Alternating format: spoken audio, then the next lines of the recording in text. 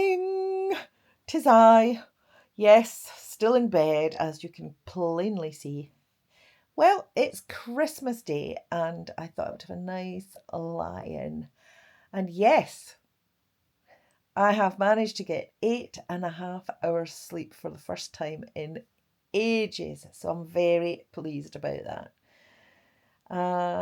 I'm not going to wish you a happy Christmas because by the time I actually edit this video and get it uploaded, it will not be Christmas. I can guarantee you that. Anyway, I just wanted to show you some of the nice prezzies that I got because Santa did come to my gaff, even though I was a very naughty lady and ate industrial biscuits like I said I wasn't going to for the past, Lord knows, in the whole run up to Christmas. I was eating Florentines like they were going out of fashion. But I'll talk to you about them in a little while when I get up and get into that kitchen. So yes, what did I get for Christmas? I got, I'm going to shake the camera. I'm really sorry. Got to swap hands. Yes, I got this lovely new, can you see that? It's a nice new swimming towel for going swimming from my friend Sunita. Thank you, Sunita. She gave me a little bar of soap to go with it. I'm sorry if I'm shaking the camera. Where did I put the bar of soap? It's under the duvet somewhere. Oh yes, there it is. That's my little bar of soap that goes with my towel. So thank you for that, Sunita. And stop shaking the camera, Sharpie. It's very annoying. Try not to. And I got this sweet little, what is that called? I'm losing my mind. It's a hot water bottle. It's so fluffy. I got that from Amanda, my friend Amanda. Thanks, Amanda, my little cutie. And she also got me a lovely shopping list, a magnetic shopping list for my fridge that has my name on it. And it's very cute and it has a matching pencil. So I like that. And this is what else Amanda got me, which is lovely.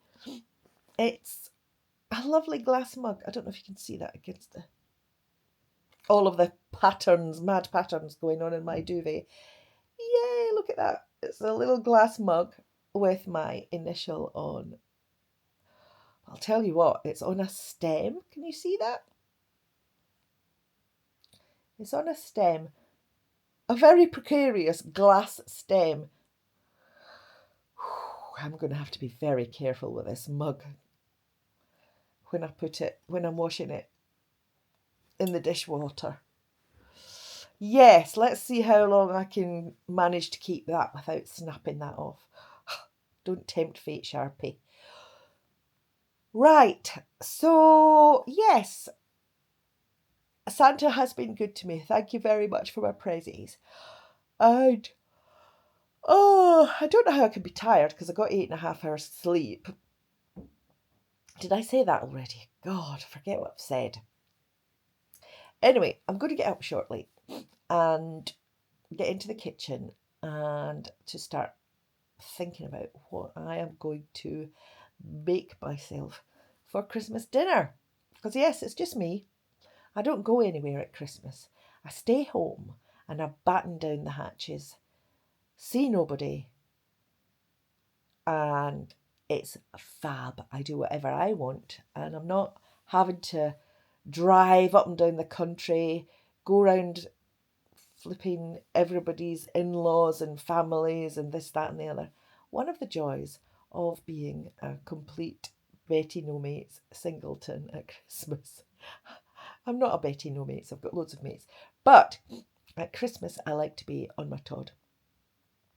And my family, well, we're cool with that because they're on different continents and on islands that you can't get to at this time of year. So we do phone calls. So I'll be phoning my family later on. Oh, that's my belly rumbling, and I think that is a signal, if ever there was one, that I need to get up and crack on. So I'll see you in a bit in the kitchen. Sometime later, a whole day later to be precise. It's Boxing Day. What happened to Christmas Day? Just went poof in a little puff of magic. Followed Santa out of town. Where am I going with this? Yes, I wanted to tell you that I was planning to make myself a nice, healthy Christmas dinner.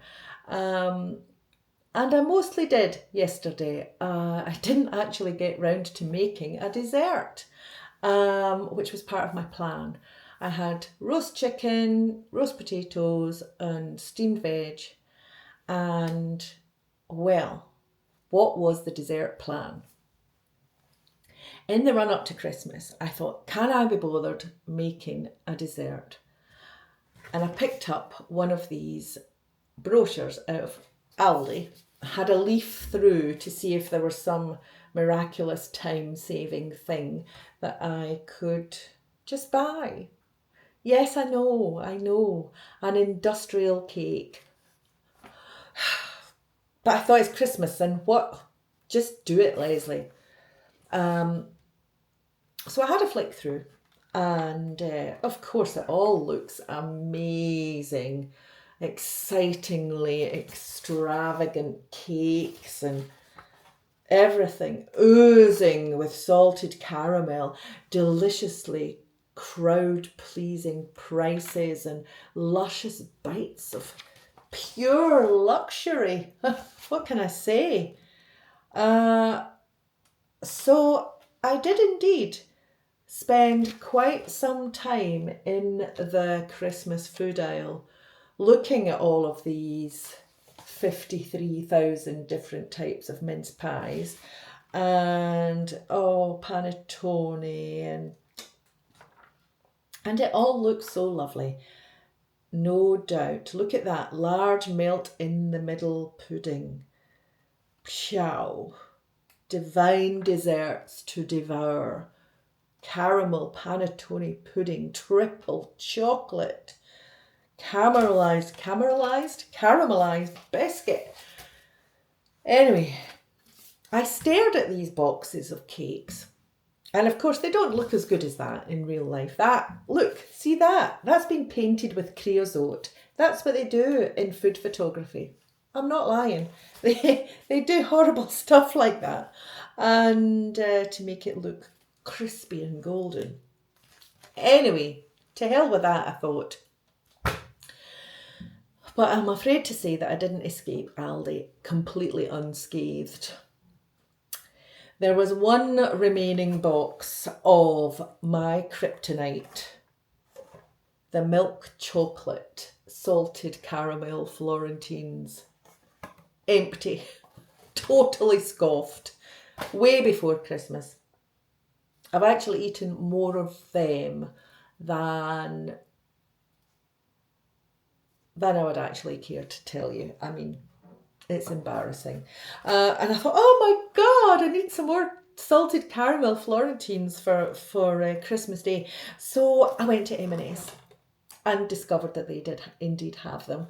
Also, now empty. That is what I ended up having for my Christmas pudding yesterday. I didn't eat all 8 of them, it has to be said. I do have some left in this little tin. Oh, look, 3. I've got 3 left. Oh, smell that. Oh my gosh. I'm telling you, those industrial biscuit manufacturers know what they're doing with that combo. Salted caramel. It's got salt, fat, sugar in it. You just can't stop eating them once you start. So anyway, I've got 3 left. I'm not going to throw them away. I am going to eat them. Anyway, blah, blah. So today I am going to make a healthy pudding. Okay, it's not healthy, but it's healthier. And it's got ingredients that, are all recognisable in them. Unlike these. Let me get these back, these boxes. These, as I read after I had devoured them, they have got like about 6 different kinds of sugar in them. 6! I'm not joking. I can't actually read these, but these are the wrong glasses that I've got on for these. And I'm going to do a zoom in. Let's zoom in on these and just find out exactly what these sugars are. And make no mistake, the Marks and Spencer ones are not any better than the Aldi ones on the industrial sugars front. Here we go. This is the Aldi ones. I'm trying to read this. The writing is so small, I don't know. Let's have a look. So, sugar. Oh, there's sugar on the first row. Sugar, sugar, salted butter, sultanas, which have got sugar in, candied mixed peel, orange peel, also got sugar in them, glucose fructose syrup, evil, sugar, more of, invert sugar syrup, evil, glucose syrup, evil, and I think that's about it. How many sugars was that? Did you count? About 5 anyway. 2, 4, 6, something. This is the Marks and Spencer one, right? Let's do a count. 1, sugar. Sugar, that's 2. Blah, blah, blah, blah, blah. Invert sugar syrup, 3. Glucose syrup, 4. Candied orange and lemon peel, Glucose fructose syrup, 5. Sugar, 6. So there we have it. 6 different sugars inside one tiny little foxy little Florentine. Oh my, they're so good, but they're so bad. So what are we going to do instead? Well, I thought that today I would make a nice pudding out of a healthy book. This one, which I may have mentioned in a previous video. I thought, let's see what we could possibly make for our Boxing Day dinner, because I didn't make anything yesterday. So I found this apple pecan strudel. Looks quite nice, and it takes 15 minutes to make, 15 minutes to prepare, and 20 minutes to cook. And all it's got in it, I mean, I'm not going to lie, there is sugar in it. It's got in it 3 apples, a teaspoon of ground cinnamon, 2 tablespoons of honey, i.e. sugar, 100 grams of pecan nuts, 2 sheets of phyllo pastry, and 1.5 tablespoons of extra virgin olive oil. In comparison to that list that you saw on the back of those boxes, which is why if we want to have a sweet treat, I'm going to have to make it myself. Okay, right, so I'm going to get the ingredients out and get cooking this strudel, yeah?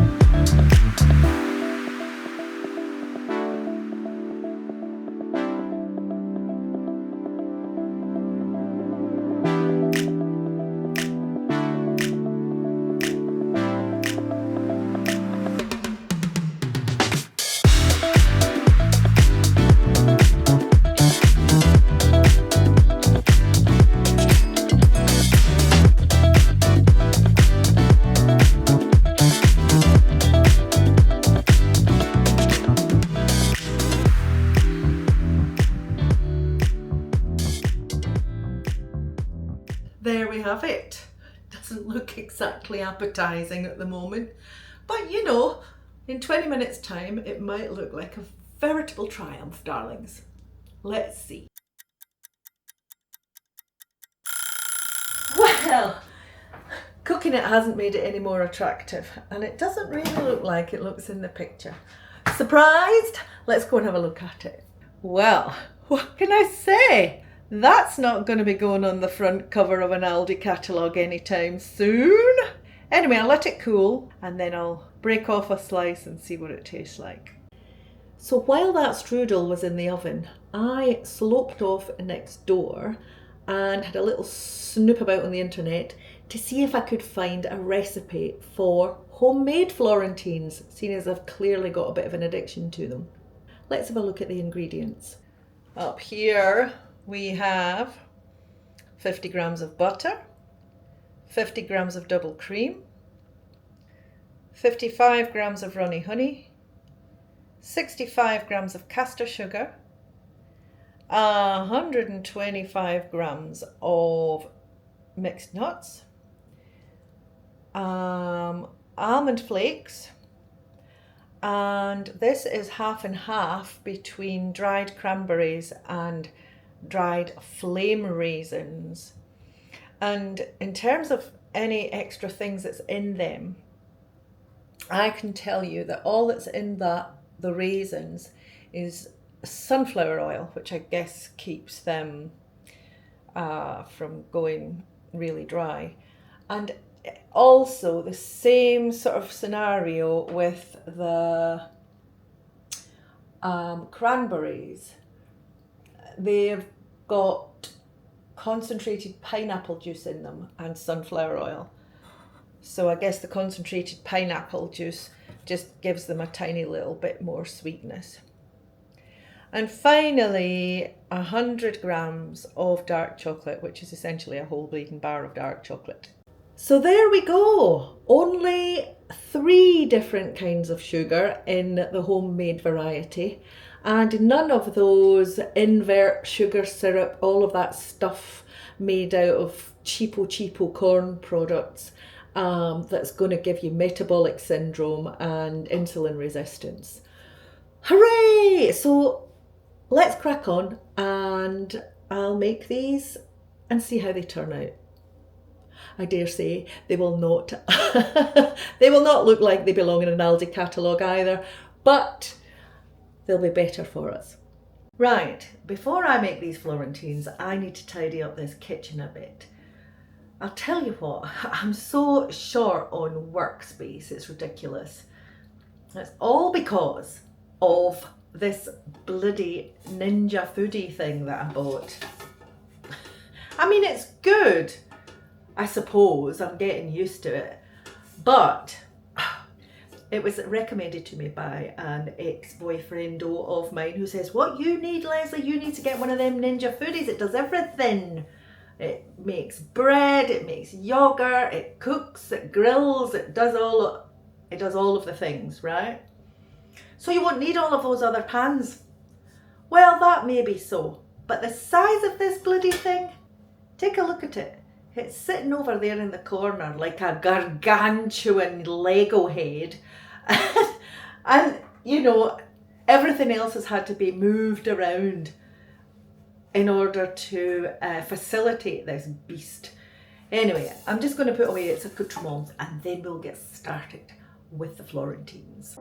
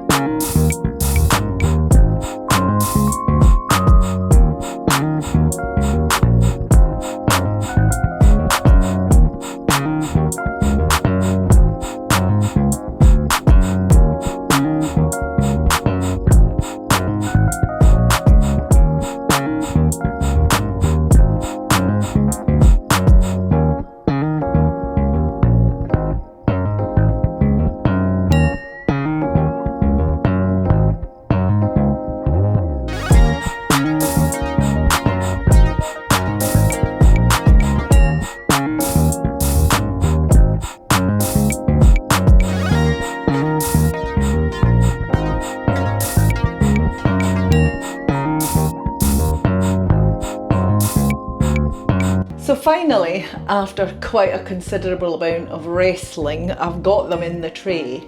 Let's put them in the oven for 15 minutes and see if they flatten out and get a little bit biscuity. And while they're doing that, I will have an attempt to melt the chocolate without ruining it.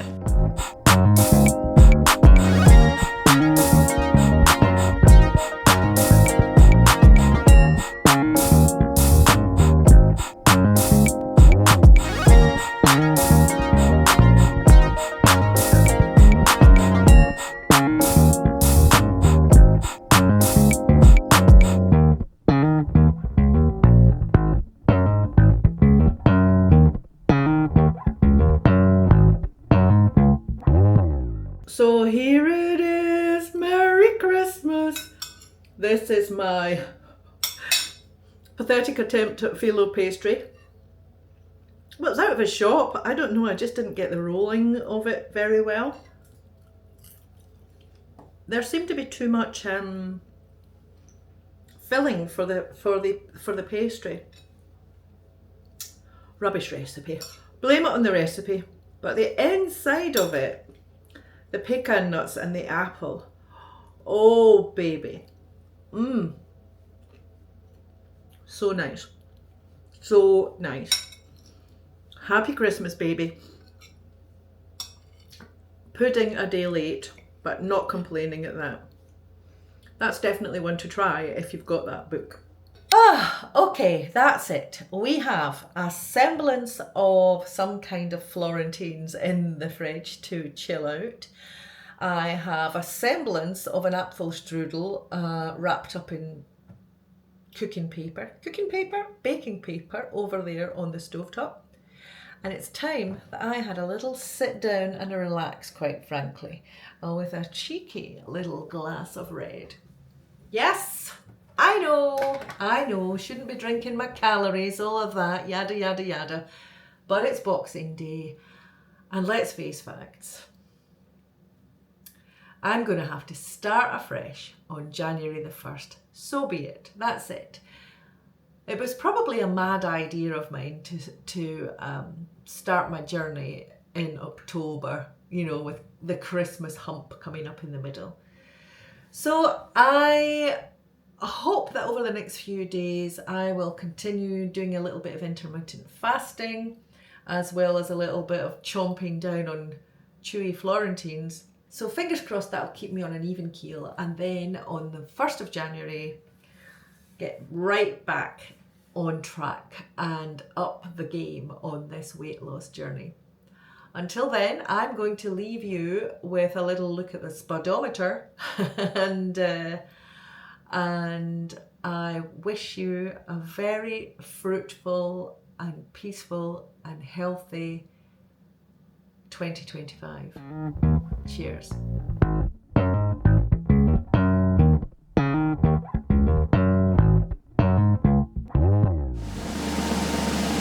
The speedometer.